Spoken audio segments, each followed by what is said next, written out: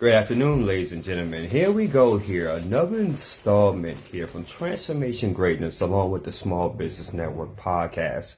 I am your host, Shawn A. White, and as you can see, it is very sunny here in Atlanta, Georgia. Nevertheless, it is freezing cold. But you know what though? We still keep on moving and we still create and we still find ways to add value to our respective communities and also to our peers as well. So with that, we're going to kick off episode 179 with continuation of the Power series, The Power of Motion. And for all those that's tuning in, I'm hoping everybody's really having a great Wednesday afternoon. If you're catching us on the live, please put in the hashtag live in the comment section. Let me know exactly where you're tuning in from. And if you should happen to be catching us on a replay, then by all means, put in the hashtag replay. I want to continue with this Power series in which, if you haven't had an opportunity yesterday, I highly encourage you just to check out as far as my last podcast, which I did last night, which was featured the power of language and how that's very important. So with this series, I want to talk about the power of motion. And I just believe that with the power of language and the power of motion, it goes hand in hand. If you're an entrepreneur, if you are a content creator, if you are a person of any value of substance, and you're really looking to make a huge difference in 2024, I believe that the power of motion would be something that you can truly benefit from. So I want to go ahead and open this up here because as I was thinking about this particular topic, the power of motion, I started doing some studying. And I came across an article in which it talked about Newton, and there was 3 particular laws that really stood out in this article, and I had the opportunity to write them down, and I was like, ooh, you know, this is very, very exciting.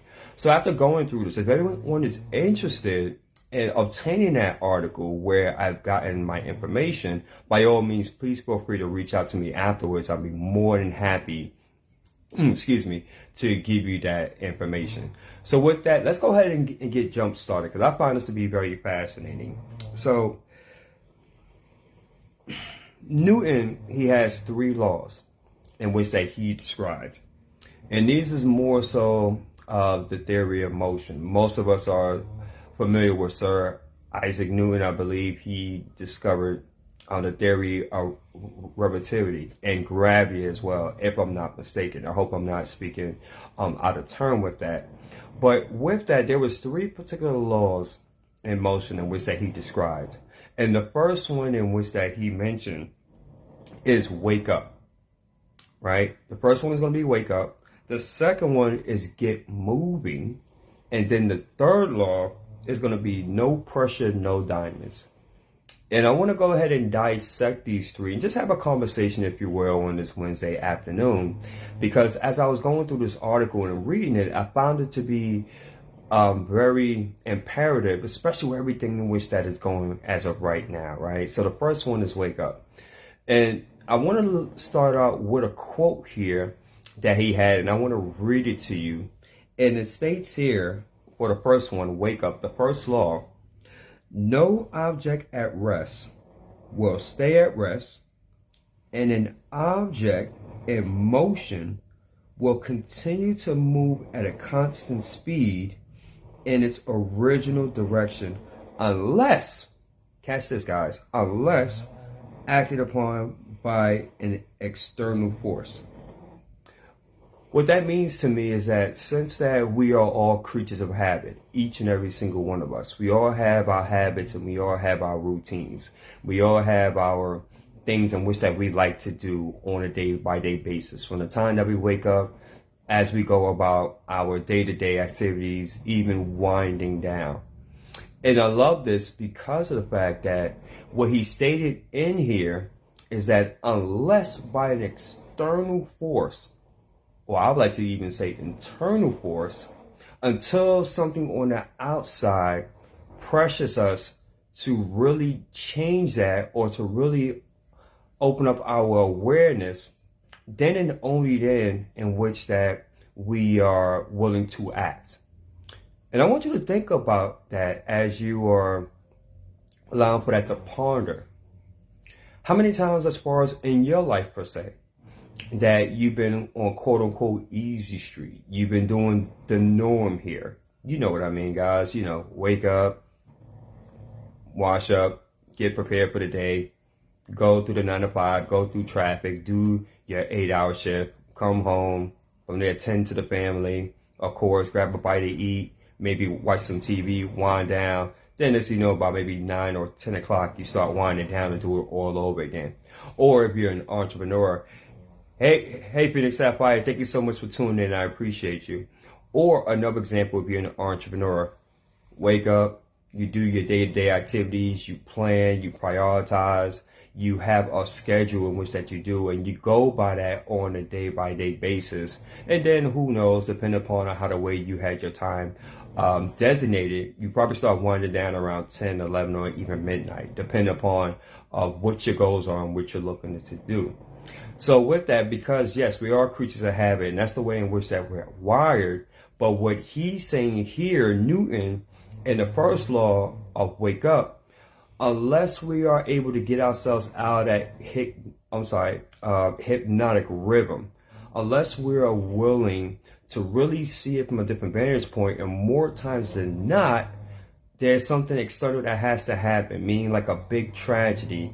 Maybe possibly we lose a loved one. Maybe we're like 2 or 3 behinds, our mortgage payments.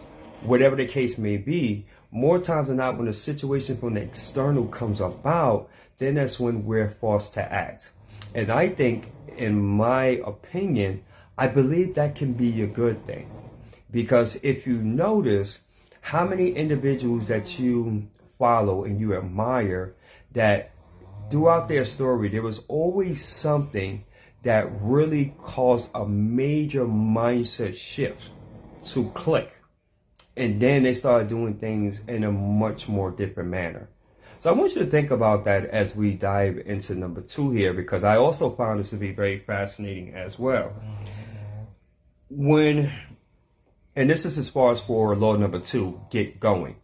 So what he stated as far as with get moving or get going is more so when a force acts on an object, the object accelerates in the direction of the force. When I started thinking about that, I'm like, when a force acts on an object, meaning that things is moving in a certain direction, the object accelerates in the direction of that force as you're pushing. I interpret that as such that in terms of comfort zones, because we put a lot of energy, and I'm pretty sure you all have heard this before, we put a lot of energy into things in which that we focus on the most, right?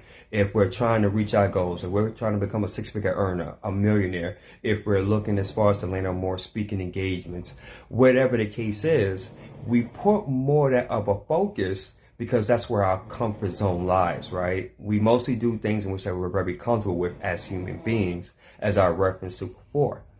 What he's saying is that when we're pushed out of our comfort zones, ladies and gentlemen, when we start doing things that are very uncomfortable, especially in our subconscious mind, what then tends to happen, either one or 2 things happen.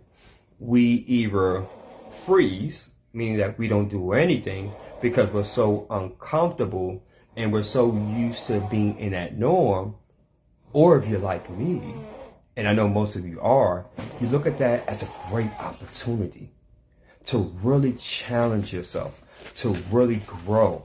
Because we all know that in order to become a greater version of yourself, there has to be a growth. There has to be a willingness of you to step outside your comfort zone and doing things that's very uncomfortable to make that very comfortable then.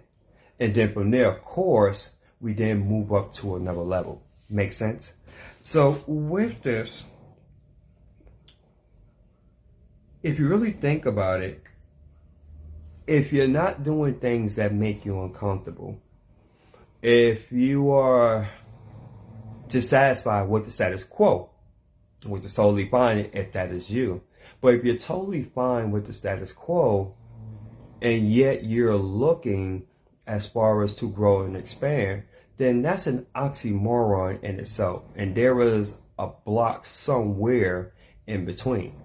And this is something in which I had to even, realize as well when I was thinking about it, because I remember when I first started as being an online entrepreneur.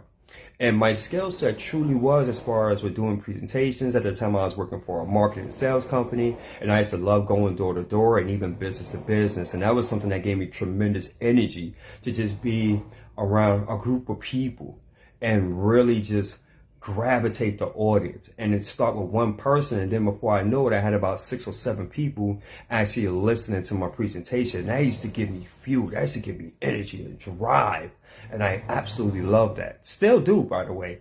But when it came down to being in front of this camera and looking at the camera and really just having a conversation and really conveying the message that I want for all you to know, I used to get absolutely terrified. Why? Because it stretched me outside of my comfort zone.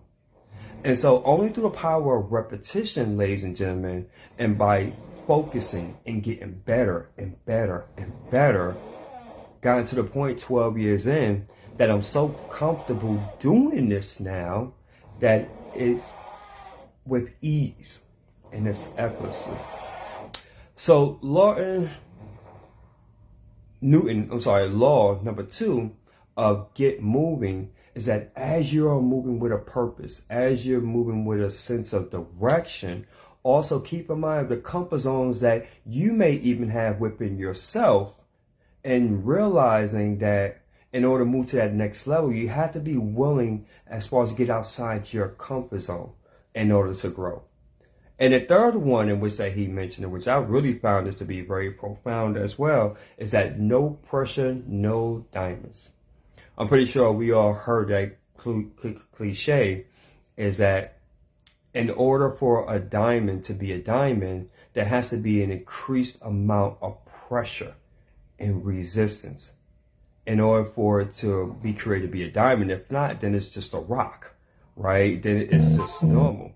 Well, with this, from what he was saying, is because of the fact that with every action, there's an equal and opposite reaction. What does that mean? What is he saying by that?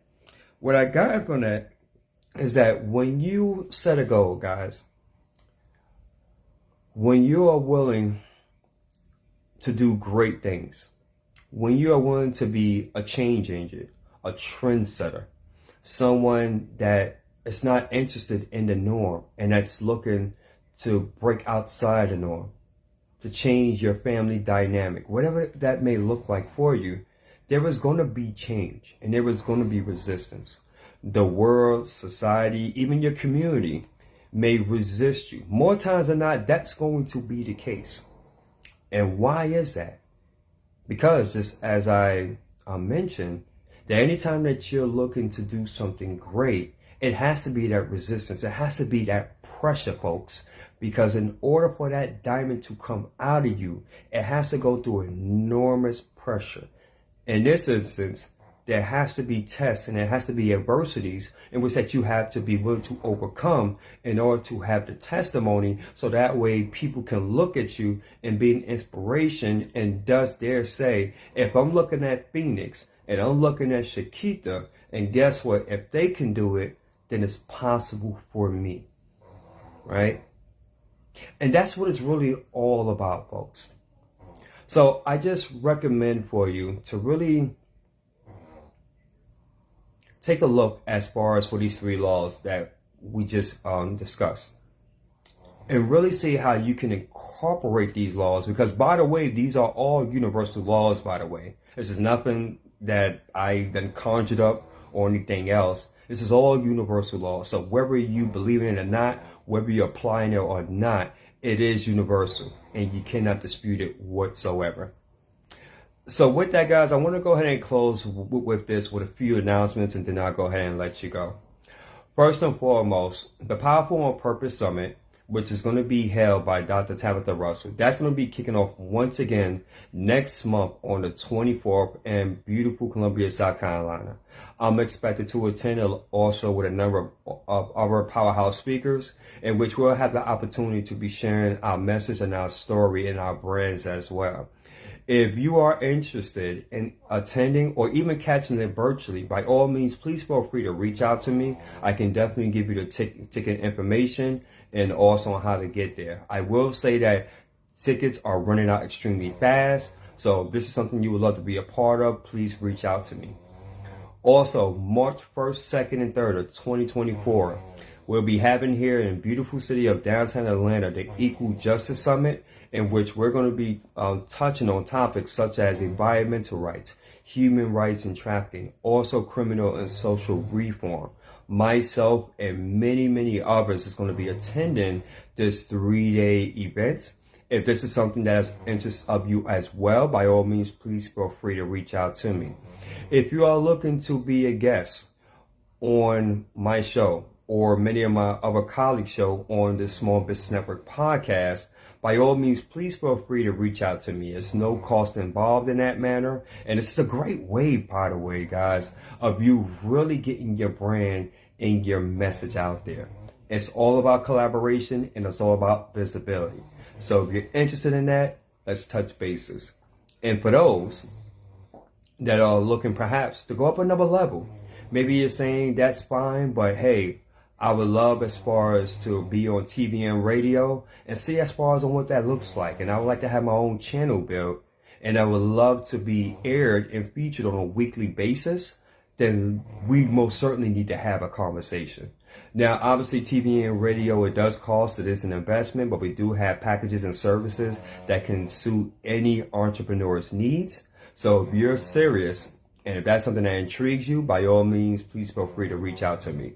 And last but not least, guys, as most of you know, I am a coach. And one of the things in which that I enjoy as far as being a speaker, but also being a coach as well. And if you're an individual that's perhaps maybe struggling, maybe you're saying to yourself, you know what, these laws is great, but I wouldn't even have the foggiest idea or how to even incorporate that as far as in my business or my brand or my life, then please feel free to touch bases with me. And let's go ahead and schedule for a quick one-on-one discovery call. And let's see how, as far as that, we could be of value to each other. So that's it, family. I appreciate you all. I got a lot of other stuff in which I got to do.